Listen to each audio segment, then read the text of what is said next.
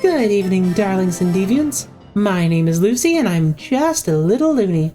I've been away for a while, learning a new editing software, fixing the rifts between my interdimensional camera lens and the space-time continuum, and my computer sorta overheated. So yeah, I've been a bit busy. But luckily, at the first chance I get to come back, Wizards of the Coast makes let's call it an interesting decision in regards to their magic booster products. Play boosters are here, and I have opinions. Dangerous things to have on the internet, I know, but my voice must be heard. I'm going to try to not be excessively negative, but also not hide any issues I have with the product at hand. So, without further ado, let's start the show.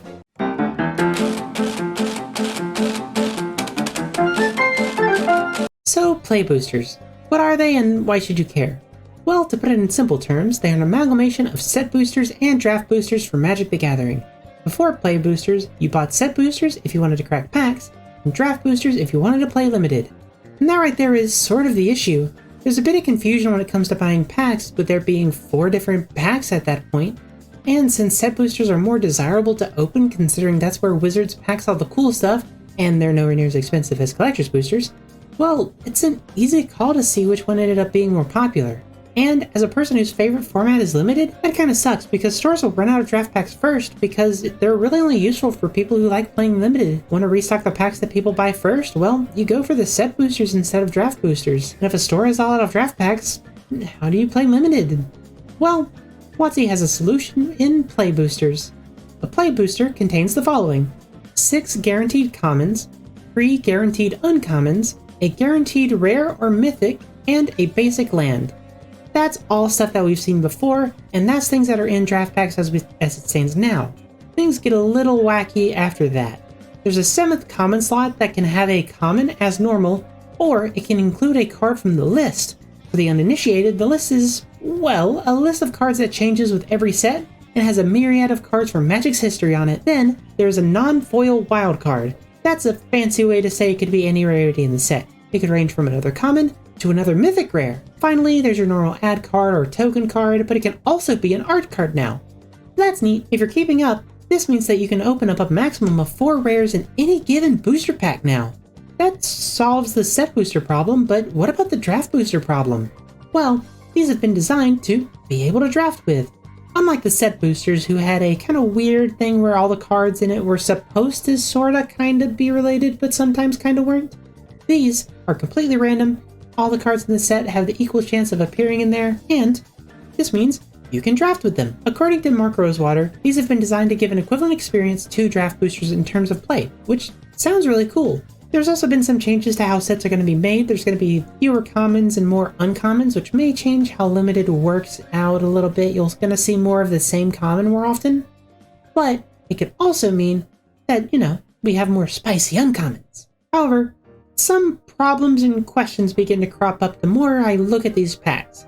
Starting here, I want to talk about what I don't like about these packs, what I do like about them, and some things that I'm not quite certain about. We'll need to see how that shakes out. Bad news first, what I don't like. For one, these packs are more expensive.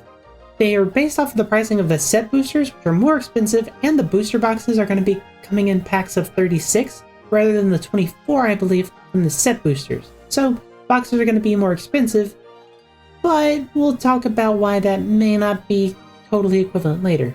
Magic is a luxury, I am fully aware, but when you're paying money to participate in Friday Night Magic every week as your way to have fun with friends, that's gonna add up. Also, it makes things a little bit more confusing for newer players. Here's the thing, there's about a 10% chance to open up a common from the list in that slot I mentioned before. If you're unaware, when a card is printed in the list slot, it is as close to its old original printing as possible.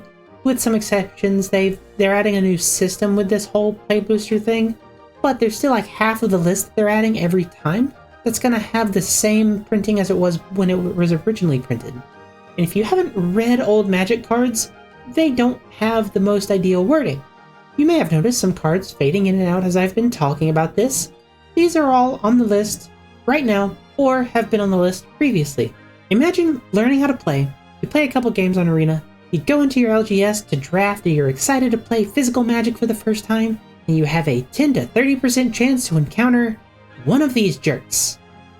They range from cards that just require a little bit of explanation and a little bit of know-how to know, but something that a new player may not intuitively just understand. And just to cards that are just almost assured to have a rules complication. And with this change, that means that these new players will need to sit down, evaluate this card that they have just seen, hope they understand what it means just by reading it, then see if it's a good pick for their deck. With set boosters, they could just open it and put it off to the side and keep opening their packs if they didn't understand it. Wizards say they're curating how the list works with these boosters, so we'll see how that shakes out. There's some other issues regarding more rares entering the overall player base versus the packs getting more expensive, and frankly, I'm not equipped to talk about these. I am not good with money and finance. I'm a goofy internet circus woman. Money is basically a foreign language to me. Don't talk to me about money. However, there are some good news. For one, every single pack has the chance to have booster fund treatments applied to each and every slot.